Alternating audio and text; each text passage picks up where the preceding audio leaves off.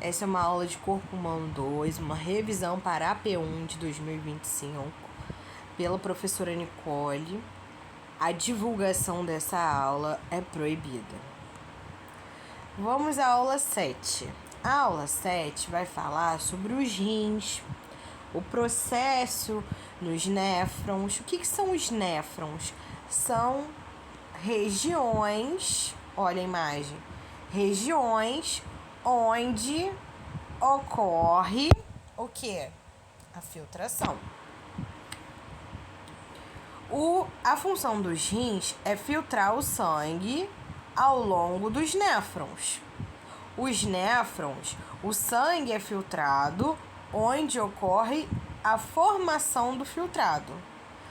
Aí, voltando na imagem, a gente tem os dutos coletores, ó. O que esse camarada faz? Modificam o conteúdo de água do filtrado. O que é o filtrado? É proveniente dos néfrons. É o sangue que foi filtrado. Beleza? A gente tem o transporte para o sistema de cálice e pelve renal, que a urina ela é formada e enviada até esses cálices para a pelve. Beleza? Olha os cálices aqui. As alças do néfron. Beleza? Essa é uma imagem do rim interno, tá? Então, a gente pegou uma partezinha e ampliou. Então, o rim é formado por vários canais de néfron. O armazenamento da bexiga é feito pelos uréteres, certo? E a excreção da uretra ela é eliminada através do sistema nervoso central. Ele é quem vai controlar a entrada e a saída. A entrada não, minto. A saída da urina. Quando a gente é muito criança, né? 2 anos, 1 ano, o nosso sistema nervoso central, ele não tem controle da saída da urina. E é por isso que eles usam fralda, porque eles não têm esse controle de segurar. Só nos adultos. Então, o sistema urinário vai estar descrito lá na aula 8, né? Aqui a gente vai ver a composição do sistema urinário. A gente tem 2 rins, beleza? A gente vai ter os 2 uréteres, ó, isso daqui são os uréteres, e a gente vai ter uma bexiga e por onde o xixi, né, a urina, ela vai ser eliminada. A estrutura dos rins, ele vai conter corpúsculos renais, onde ocorre a filtração do sangue, ó. Beleza? Os néfrons, como a gente já viu, o que são esses caras, ó? Composto pelo corpúsculo renal e segmentos tubulares. Olha os túbulos. A gente não viu? Exatamente. Segmentos tubulares, túbulos contorcidos proximais, alça néfrica, ó. Túbulos contorcidos distrais. Nesses segmentos ocorre a reabsorção e excreção de substâncias. Então, tudo que a gente filtra pelo sangue, que a gente não necessita mais, podendo ser sais minerais, enfim, é eliminado pela urina. A formação final da urina, né, ocorre após o processo nos néfrons. Lembra que a gente viu aqui em cima que os néfrons, ó, o sangue filtrado ocorre a formação, o sangue é filtrado nos néfrons e ocorre a formação do filtrado. Esse filtrado é o que vai ser expelido. Beleza? O órgão do sistema urinário, a gente vai ter os uréteres, certo? E a bexiga, que apresenta uma camada muscular desenvolvida. Então, isso aqui a gente é formado por músculo. Tem um epitélio de transição que permite a distensão das paredes para armazenar a urina. Então, quando ela está cheia, ela aumenta de tamanho. O homem tem uma capacidade maior de armazenamento de urina do que as mulheres. Olha só como que é o sistema por dentro. A gente vai ter a adrenal, A gente vai ter o rim direito, o rim esquerdo, né? Que é esse camarada aqui. O uréter direito e o uréter esquerdo. A gente vai ter a bexiga central. A gente vai ter a uretra, por onde vai sair o filtrado, né? A urina. A gente tem a próstata. Isso daqui no homem. Homem. Tá? Tem até uma formação peniana aqui para identificação. Beleza? Aqui é mais um mapa, ó. Cápsula. A gente tem as artérias, ó. Do sistema, do rim, né? Isso aqui é como se a gente fatiasse o rim no meio e a gente visse ali as estruturas. Uréter, a gordura do seio renal, o cálice menor, o maior, o córtex, a coluna renal, o raio medular, as medulas. Então, isso daqui são esquemas para a gente visualizar dentro. Então, isso daqui é uma estrutura masculina e essa estrutura, se a gente ampliasse, a gente teria essa daqui. Beleza? Espero que sim. Continuando na aula 9, a gente vai ver a função dos rins, que é a manutenção do volume e composição do meio extracelular. Então, a gente não consegue sobreviver sem o sistema renal. Quando a gente perde a função de um rim, a gente tem outro. Só que esse outro ele fica sobrecarregado, então pode falhar. E sem a filtração necessária do sangue, a gente pode morrer. A formação da urina, né, é por 20% do plasma que entra no rim através da artéria renal e é filtrado. Lembra, ó, vem direto do sangue e é filtrado. A filtração ocorre devido ao balanço entre as pressões hidrostática e oncótica dos capilares glomerulares. O ultrafiltrado é uma composição semelhante à do plasma, porém com poucas proteínas e macromoléculas. Ou seja, até a aula 10, se eu não me engano, a gente vai ver sobre as funções do rim. O que o rim faz? Beleza? Então vamos lá, na aula 9, de maneira bem simples, vai mostrar a modificação do intrafiltrado, que ele pode ser modificado por processos de reabsorção e secreção tubular. O que é isso, Nicole? Ó, tá aqui. Reabsorção é o transporte de substâncias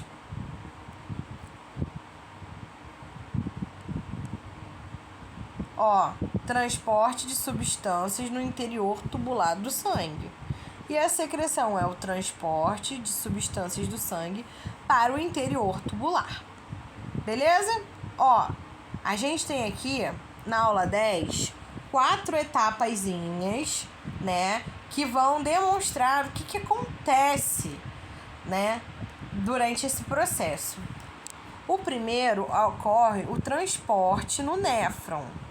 Beleza? Ó, a água, os íons e outros nutrientes, eles vão ser transportados em diferentes partes do néfron, né, Amora? Aquele emaranhadozinho. Então, o túbulo proximal, as alças, os ductos, ajudando a manter o equilíbrio no corpo. Então, primeiro passa pelos néfrons.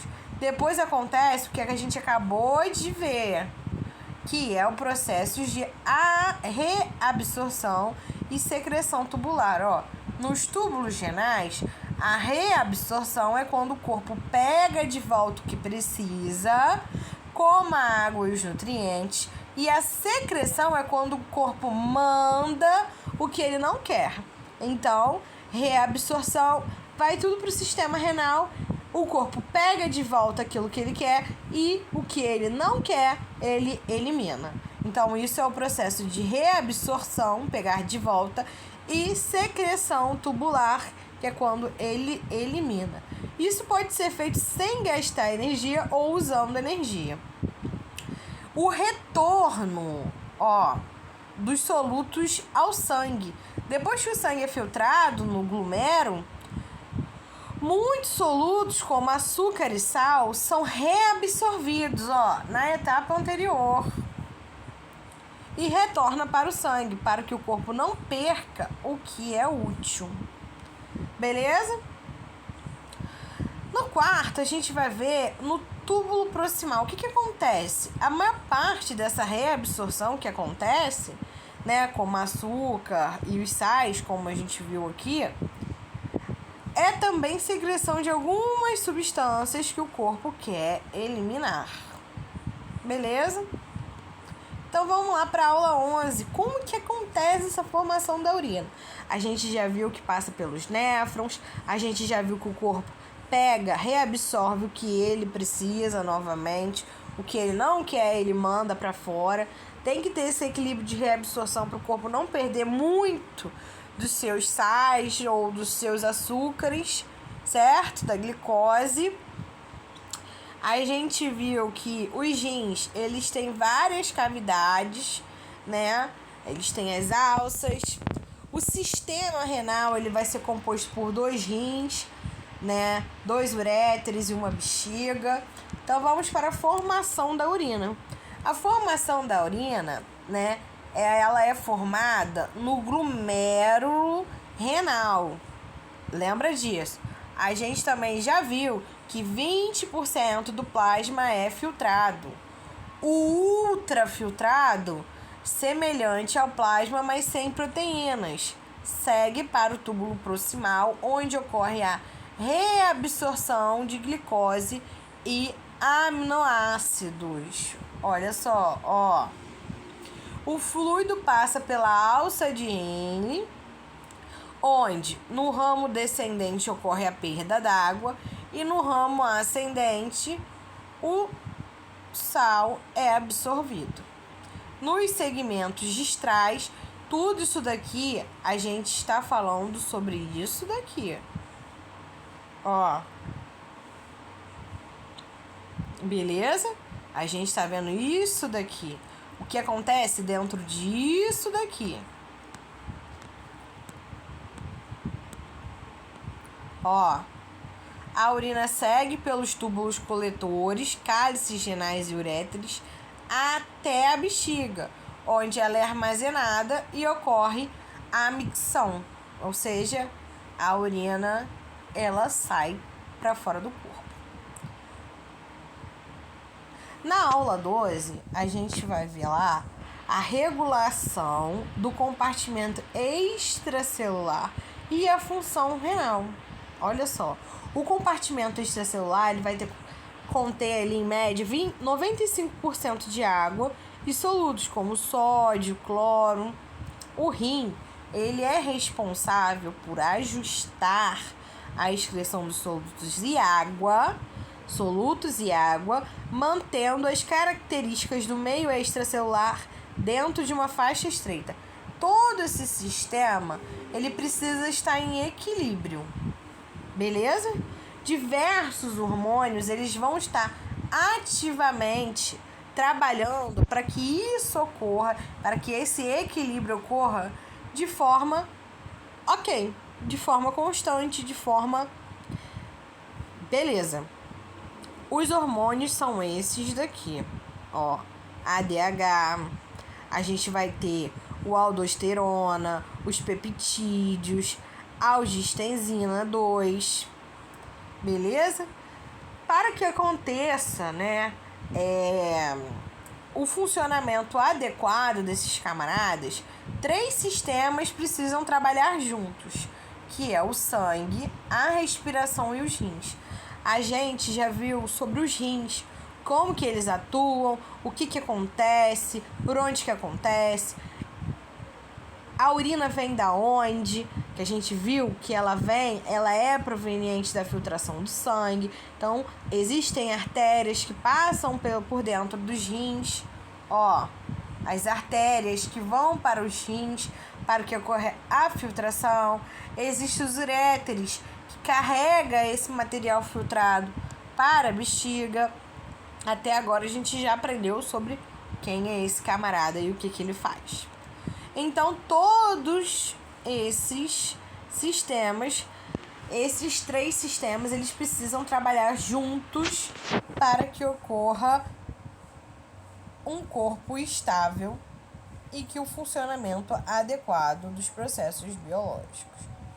O sistema de tamponamento do sangue. Olha lá, vamos ver como que o sangue contribui para isso?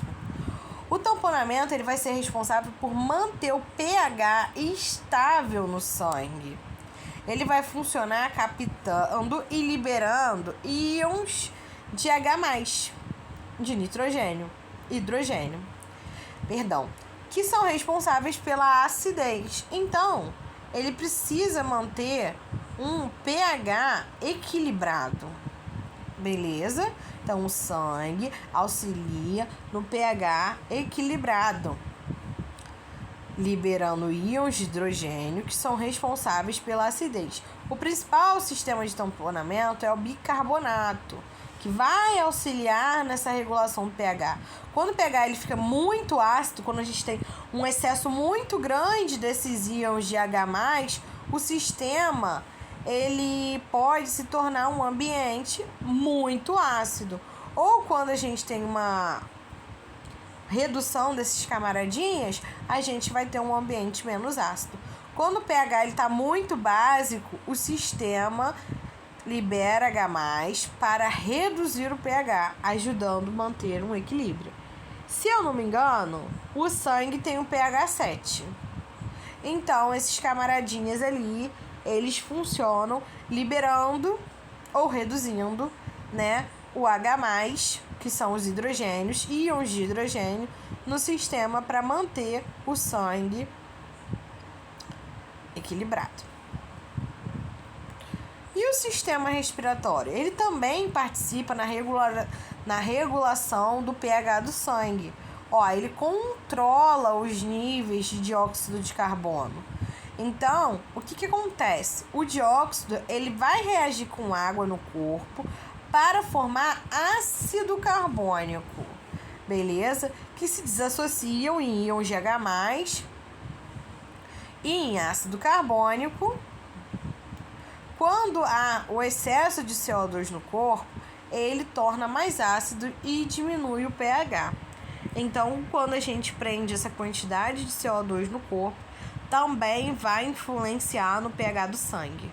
Então, a gente sabe que o coração, precisa trabalhar no tamponamento, beleza? O sistema de tamponamento, coração não. O sistema de tamponamento, ele precisa trabalhar no sangue. O pulmão precisa auxiliar o sistema respiratório, né? Porque o pulmão expele o CO2 quando respiramos, ajudando a manter o pH equilibrado. Esse processo rápido, pois a troca de gases no pulmão ocorre em minutos. Então, inspira e expira vai estar contribuindo também para o pH do sangue. E o sistema renal, né, como a gente já viu, ele vai envolver os rins nesse processo. E o rim, esses camaradinhas, eles vão ter um papel fundamental para controle do pH.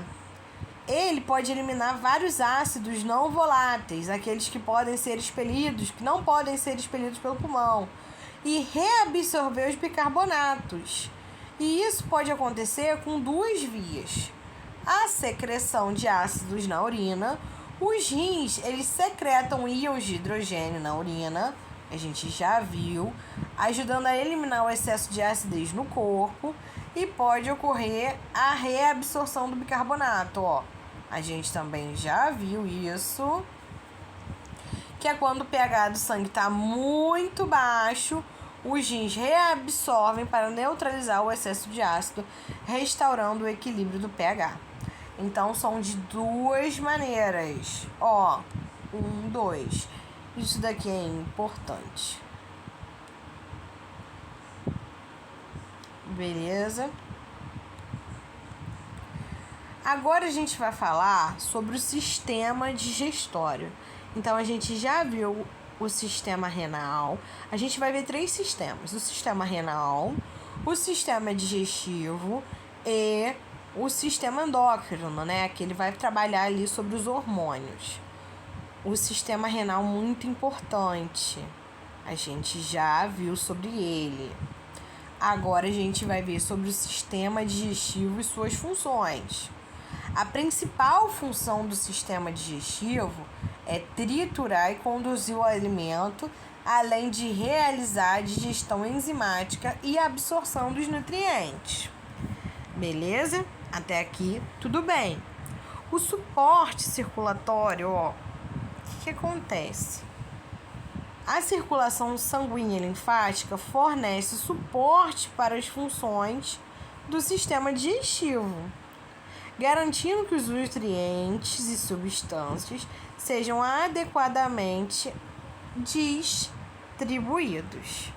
Beleza? Então, o suporte circulatório aonde? No sistema digestivo. Os alimentos são movidos ao longo do trato digestivo por movimentos peristálticos e de trituração. A trituração vai ocorrer na boca, nha, nha, nha, nha.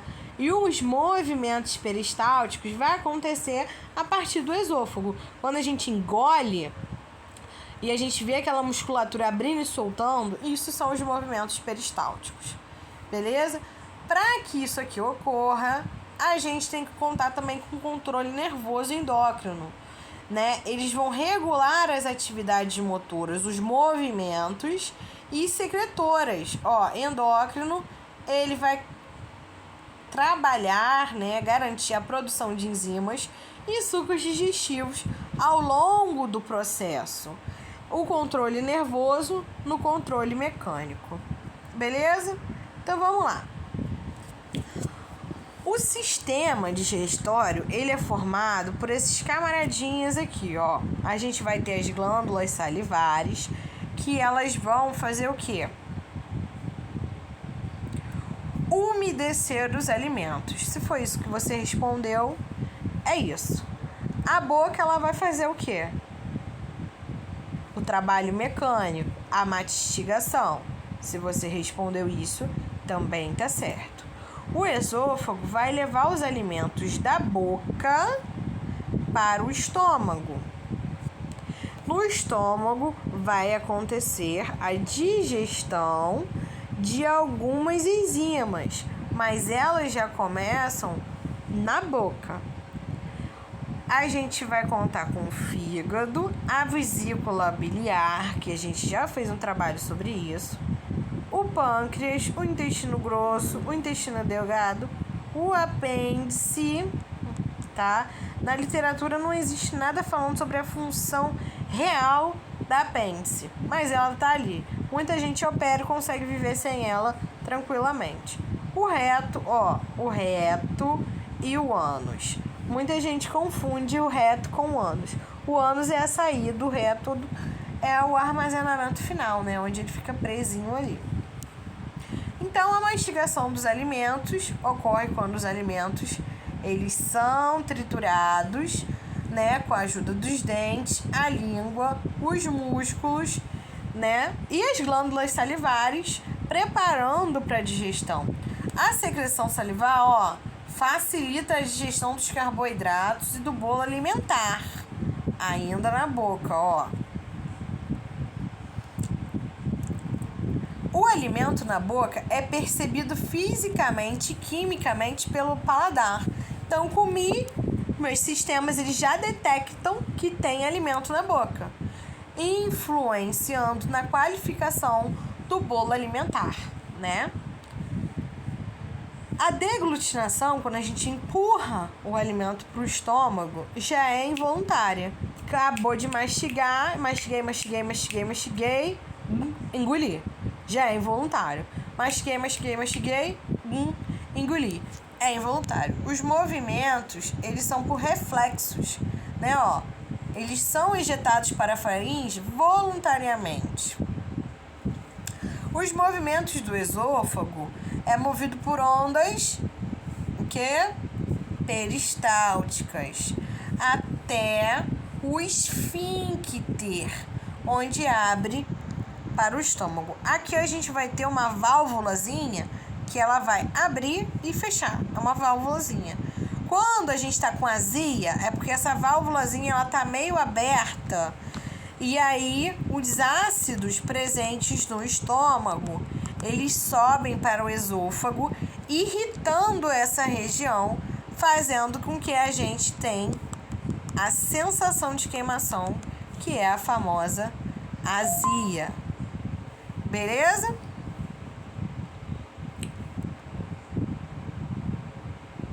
Vamos lá.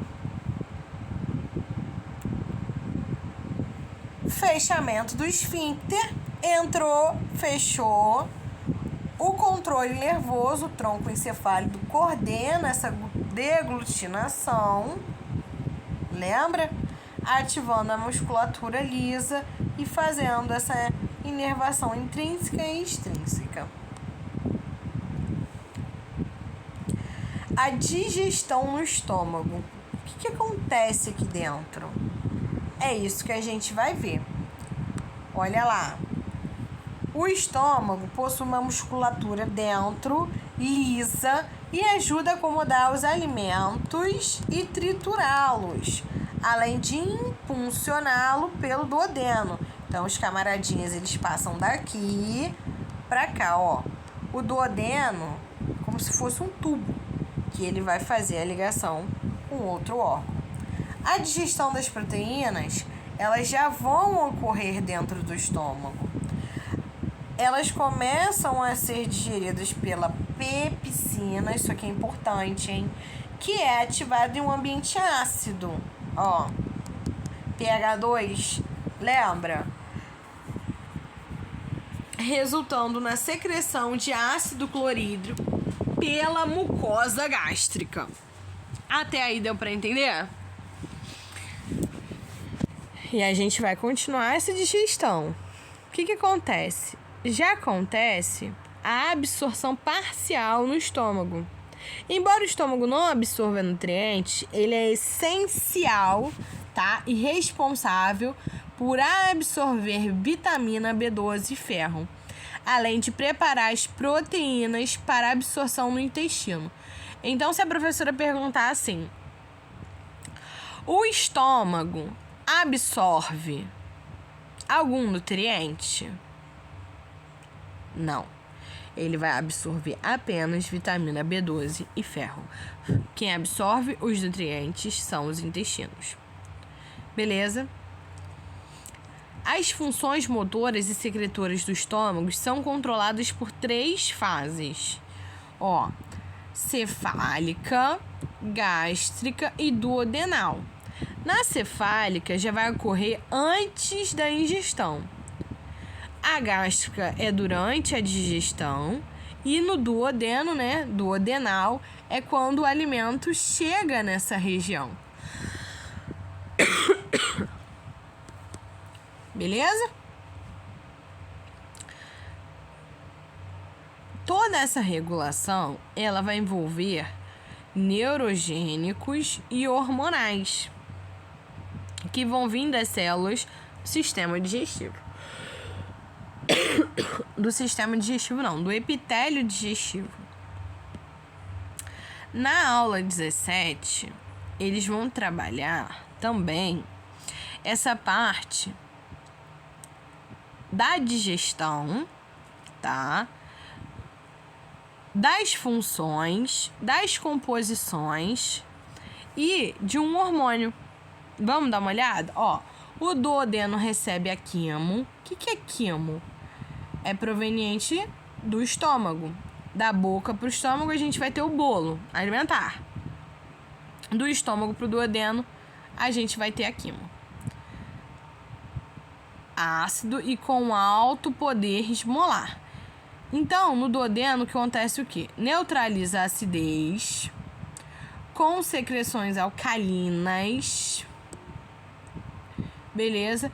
E recebe a bile e o suco pancreático para digestão. Então, vamos lá. O suco pancreático, ele é proveniente do pâncreas.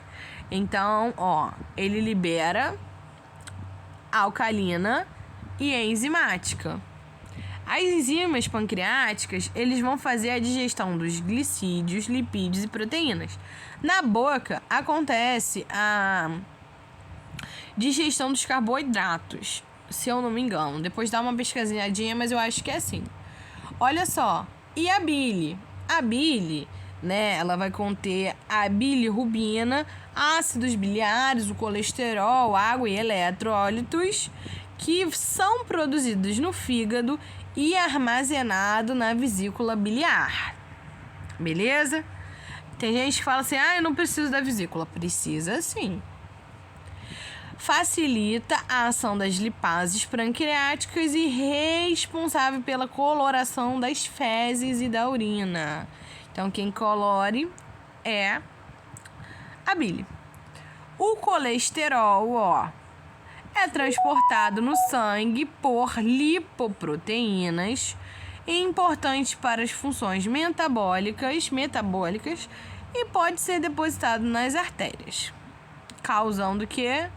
Obstrução.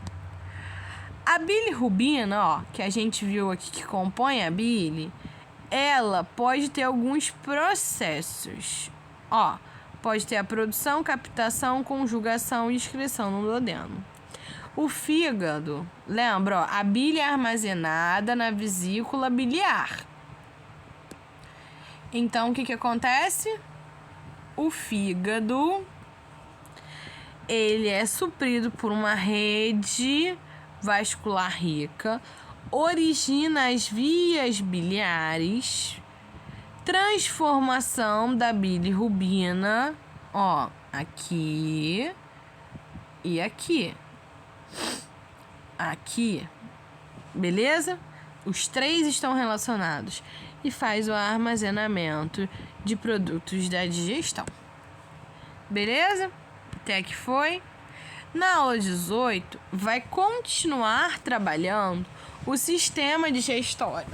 Nesse caso, eles vão falar sobre o intestino, a morfologia, os movimentos, o intestino grosso, a digestão e a absorção, o destino desses nutrientes. Então, é isso que a gente vai ver agora. Beleza?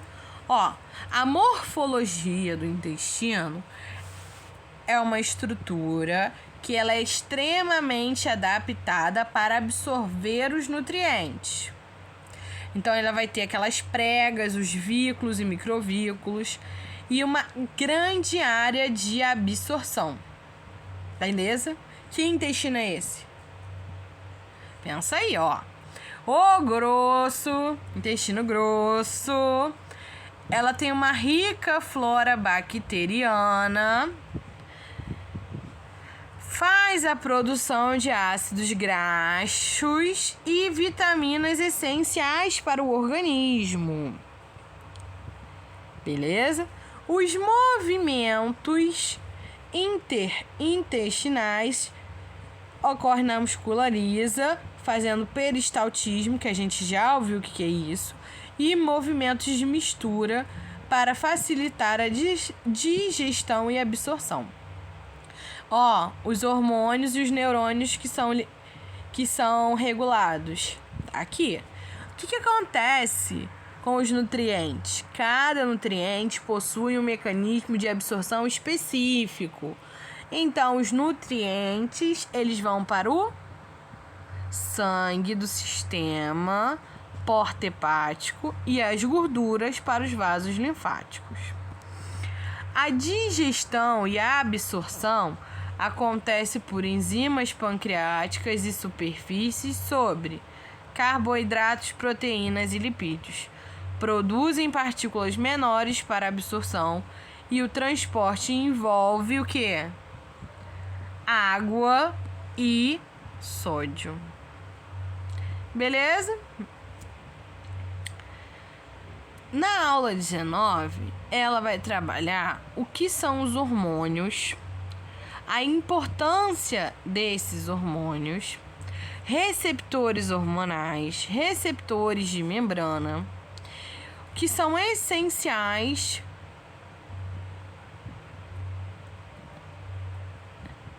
para o desenvolvimento intrauterino, crescimento e maturação da puberdade, reprodução. Enfim, o que são os hormônios? Os hormônios, eles são sinalizadores intracelulares. secretados por tecidos especializados e transportados no sangue. A importância desses camaradas. Isso aqui, os hormônios, eles são extremamente importantes. Se você for buscar no Google sistema endócrino, você vai ver que cada hormônio é responsável por alguma coisa. É responsável pelo sono, é responsável pela digestão, é responsável pelo controle de várias coisas do nosso corpo. Beleza? Ele faz a absorção de nutrientes, ele vai ser responsável pelo equilíbrio hidrossalino, o metabolismo energético. Essenciais para o desenvolvimento intrauterino, crescimento e maturação, puberdade e reprodução. Então, os hormônios do nosso corpo, eles têm papéis fundamentais. Sem eles, a gente não conseguiria realizar essas ações. A gente vai ter os receptores hormonais e receptores de membrana, utilizam segundos mensageiros, ativam o processo de fosforilação e desfosforilação. Os receptores intracelulares, modulares da descrição do DNA, alteram a expressão das proteínas. A função dos hormônios é, junto com o sistema endócrino, lembra que eu acabei de falar? Pesquise sobre o sistema endócrino, pesquise sobre o sistema renal, pesquise sobre o sistema digestório. São sistemas que vão cair na prova. Pesquise sobre isso, busque mais informações sobre isso, tá? A aula é importante, a aula vai ajudar, mas pesquise mais. Uma aula só não é o suficiente para poder absorver todo o conteúdo. São muitos conteúdos. É um livro e meio do CEDERJ, né, para essa prova. Então a gente vai ter ali, em média, tá, quase 500 páginas. Isso se não ultrapassar. Só um livro tem 344 páginas, mais 4 aulas que giram em torno de mais de 100 páginas. Então são quase 500 páginas, ou se passar disso, são muitas páginas para ler num tempo curto. Se a matéria está atrasada, precisa fazer pesquisas. Corpo Humano 2 não é uma matéria difícil, mas precisa pesquisar, precisa saber da onde que vem, para onde que vai, como que vem, como que vai, quem está influenciando nessa ida e nessa vinda. Então pesquise, né, pra gente não perder tempo e não tirar uma nota ruim, tá? Então, os efeitos do hormônio, eles vão modificar a atividade celular das células-alvo, eles vão produzir respostas fisiológicas perceptíveis no organismo, mantenha a homeostase do organismo. Pesquise sobre isso. Isso daqui é um slide muito curtinho. Os hormônios, eles têm uma gama muito grande de funções. Então, pesquise sobre elas. Que tipo de órgão é a hipófise? A estrutura da hipófise está aqui, que ela pode ser neurohipófise, vindo, né, de origem neural, ou ela pode ser adenohipófise, que é de origem glandular. A neurohipófise, né, que é essa primeirinha aqui, ela vai ser formada por terminais axonais dos neurônios, supraóptico, paraventricular. Ela vai liberar o ADH e a oxitocina, beleza? O que a gente está vendo aqui? A glândula pineal, o hipotálamo, Isso aqui tem a ver com isso daqui. Adenohipófise. Acabamos de ver aqui. Adenohipófise. Olha, adenohipófise. Essa é a região. Neurohipófise. A gente tá vendo essa região. Isso tudo tá nesse quadradinho aqui. Isso aqui é a amplitude desse quadradinho. Ó, a gente vai ter a medula espinhal, a gente vai ter o cérebro, que é tudo isso daqui, a glândula pineal. Então, isso tudo está influenciado nos hormônios. Beleza? Que tipo de órgão é a hipófise?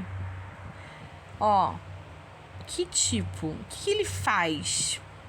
As funções do hormônio ADH tornam os túbulos coletores renais. Ó, isso aqui é muito importante.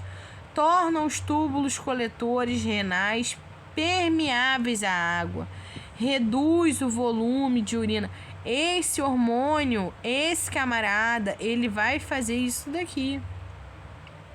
Beleza? Ó, liberando a resposta a aumento da osmolaridade plasmática, redução do volume sanguíneo, diminuição da pressão arterial. Novamente, pesquise sobre o sistema endócrino. Pesquise sobre o sistema digestório. O sistema renal tá bem completo, mas pesquise sobre o sistema renal, tá? Depois que os nutrientes eles são absorvidos lá no sistema digestório, né, pelo intestino, o que acontece com aquilo que não serve mais? Ele é jogado para fora. Então pesquise sobre isso, pesquise sobre o apêndice. O que o apêndice faz? Por que ele está participando do sistema digestório? Beleza? Pesquise sobre a hipófise, a função da ocitocina, ó, estimula as concentrações uterinas no parto. Isso daqui são hormônios. Ó, ela vai ajudar na expulsão do feto e da placenta. E estimula também a ejeção do leite na alimentação. Botar para fora o leite, ó. Ocitocina, isso aqui é importante. Isso daqui é muito importante. A adenohipófise, que a gente viu aqui, ó. Isso daqui, ó, ela é construída por células acidofílicas, basilofílicas e cromófobas. Produz trofinas que regulam outras glândulas endócrinas. Ela é controlada por neurohormônios hipotalâmicos. A estimulação, inibição, ó. Isso aqui é extremamente importante. Os hormônios sem glândula-alvo específica, o hormônio do crescimento, a prolactina, né? Eles vão causar efeitos generalizadores no organismo. A prolactina, ela tem controle predominante negativo no hipotálamo.